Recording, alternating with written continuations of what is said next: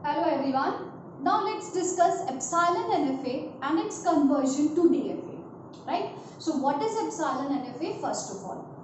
अभी तक हमने जो NFA पढ़ा था उसमें हम सिर्फ उन्हीं इनपुट सिंबल के ट्रांजिशन देते हैं जो हमें एक इनपुट अल्फाबेट सेट में दिया हुआ है। इट्स लाइक सिग्मा के अंदर जो भी अल्फाबेट्स हैं हम उन्हीं के लिए ट्रांजिशन देते हैं। बट ये भी पॉसिबल है कि हम किसी भी स्टेट से हम एप्सिलॉन के लिए भी कोई भी ट्रांजिशन परफॉर्म कर सकते हैं।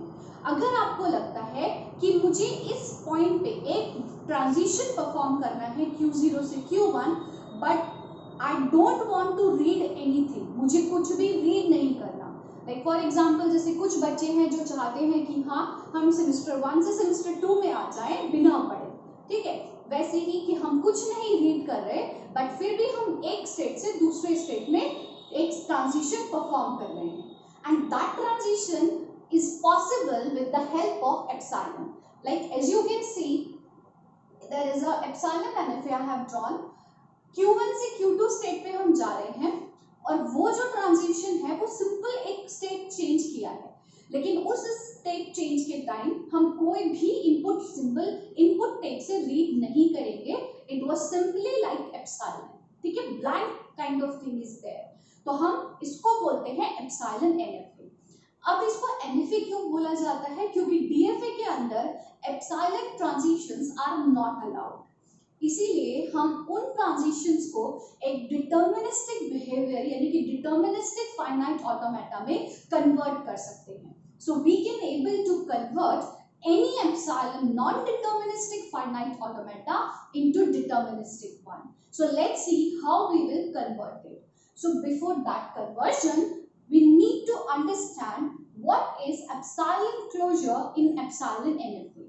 So एप्सिलॉन क्लोजर अगर देखें, क्योंकि सबसे पहले आपको यही फाइंड आउट करना है अगर हम एप्सिलॉन NFA से DFA का कन्वर्जन करते हैं तो आप एप्सिलॉन क्लोजर में यहाँ पे उन स्टेट्स को देखोगे जो एप्सिलॉन के थ्रू मूव हो रहे हैं या एक स्टेट से वो एप्सिलॉन रीड करते करते कहाँ जा रहे हैं वो सारा पाथ यानी कि all the states which are included in this path that will be a part of this epsilon closure. Let's see for epsilon closure पहली चीज हर स्टेट के लिए निकालेंगे। सो पहले हम निकालेंगे Q0 के लिए। अब आप देखिए Q0 के लिए मैं निकालती हूँ तो Q0 का क्या कोई ऐसा यहाँ से ट्रांजिशन है जो एप्सिलॉन रीड कर रहा है? नहीं। So that's why we can say that हम Q0 से that this is my, let's suppose this is my Q0 point, तो क्या मैं कहीं जा रही हूँ Q0 से एप्सिलॉन रीड करके? नहीं, तो एटलीस्ट मेरे पास इसका इनिशियल पॉइंट है, that's why Q0 is the initial point and included in this. Now we will take epsilon closure Q1, ठीक है। अब आप देखिएगा Q1 इनिशियल पॉइंट, तो इनिशियल पॉइंट तो मुझे इंक्लूड करना है। अब Q1 को रीड करके हम Q2 तक जा रहे हैं विद एप्सिलॉन, दैट्स व्हाई इसमें हम क्या इंक्लूड करेंगे? Q1 और Q2 स्टेट। सो ये मेरे स्टेट्स हो गए। नेक्स्ट आता है epsilon closure of Q2 state. अब आप देखिए Q2 स्टेट, अब Q2 स्टेट मेरा इनिशियल पॉइंट है, क्या इस स्टेट से हम कहीं भी जा रहे हैं एप्सिलॉन रीड करते हुए? नहीं, इसीलिए initial point Q2 will be there और कोई स्टेट यहाँ नहीं होगी। अब मेरे पास ये क्या हो गया? epsilon closure of all the states present in epsilon NFA. Now we will start constructing the DFA transition table. ठीक है,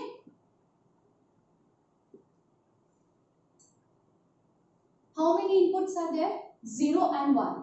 कितने इनपुट्स पे हमारा NFA है? 0 और 1 पे, तो हमने क्या किया? 0 और 1 ये ले लिया।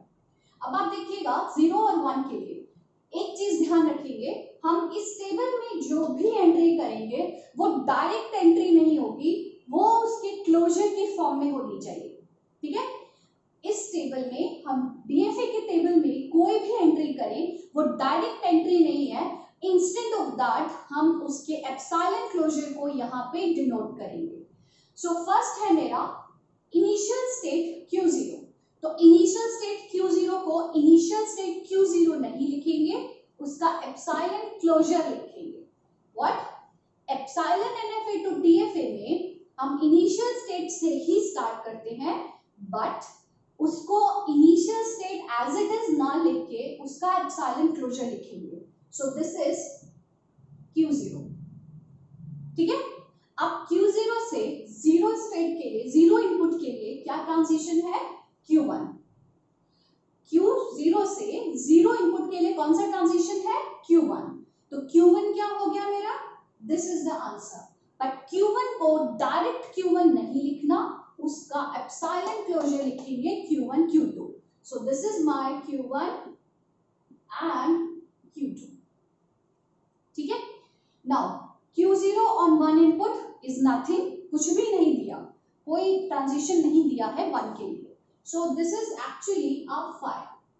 हम यहाँ पे एक नल स्टेट लेते हैं। नल स्टेट का मतलब हो गया, लास्ट में आपको पता चलेगा that this is actually a kind of dead state, ठीक है।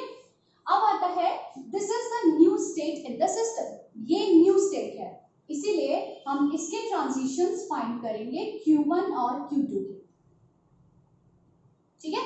Now Q1 Q2 on zero input is only Q1 Q2 दोनों का देखो तो जीरो इनपुट के लिए ये खाली ये जीरो है, यहाँ पे Q1 पे इसका कोई ट्रांजिशन नहीं है। तो अगर दोनों को मैं मर्ज करूँ एक तरीके से, आप देखो, आप दोनों को अगर एक साथ देखो तो Q1 से जीरो हुआ Q1, but Q2 is nothing and Q1 will make Q1, that's why there it is Q1। But हम Q1 को डायरेक्ट नहीं लिख रहे, उसकी एंट्री लिखेंगे epsilon closure of Q1 which is Q1 Q2, ठीक है। नेक्स्ट आता है Q1 Q2 हो गया। अब वन इनपुट के लिए Q1 से वन इनपुट नथिंग, Q2 से one input Q0 nothing and Q0, दोनों मिला के क्या बना, Q0 ओनली। और Q0 को वहां Q0 नहीं लिखा जाएगा, लिखा जाएगा epsilon closure of Q0, that is this one.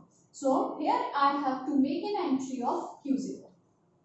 अब सिंस दोनों में से मेरे पास कोई नया पैटर्न नहीं है, ठीक है, तो ये क्या हो गया, खत्म। इसके बाद आप 5 की एंट्री कर दीजिए और 5 का दोनों ट्रांजिशंस उसी स्टेट में रहेगा, ठीक है। अब हम बनाएंगे इसका DFA। अब DFA में लेट्स सपोज मैंने Q0 को Q0 रखा, this is my initial state and this is Q1 Q2, इसका 0 ट्रांजिशन, इसका 1 ट्रांजिशन टू 5 स्टेट, ठीक है। Q1 Q2 this is the state, इसका 0 इसी पे है तो लूप 1 वापस है तो यहाँ आ गए, और 5 का 0 1 5 पे ही है, so this is a dead state actually. तो मैंने कहा था डेड स्टेट है, ये डेड स्टेट रहेगी आपकी। अब फाइनल स्टेट कौन सी हुई, जैसे हमने NFA टू DFA में किया था, सिस्टम की NFA की जो फाइनल स्टेट है अगर वो किसी भी सबसेट में है तो वही फाइनल स्टेट माना जाता है। Q1 फाइनल स्टेट है और Q1 इस सबसेट में है, इसीलिए हम Q1 को भी फाइनल स्टेट मानेंगे। सो ये मेरा बन गया फाइनल स्टेट, ठीक है। And now the DFA is complete. So this is how you can convert any epsilon NFA to DFA. Next video में एक एग्जाम्पल और करते हैं to understand.